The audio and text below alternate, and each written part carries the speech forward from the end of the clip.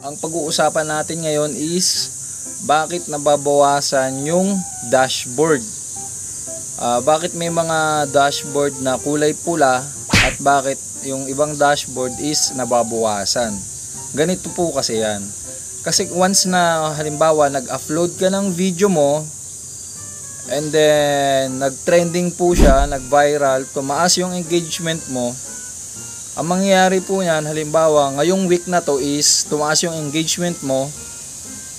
On the next week po, kung ano ang basihan diyan is kung yung in-upload mo last week is tumaas yung engagement mo, kailangan mas higitan mo pa yung post mo nung nakaraang linggo sa ngayon.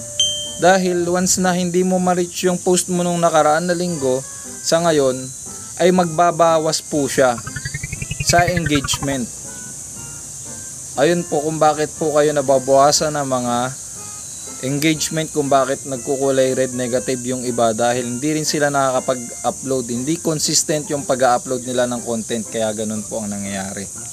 Sana po nakatulong ako.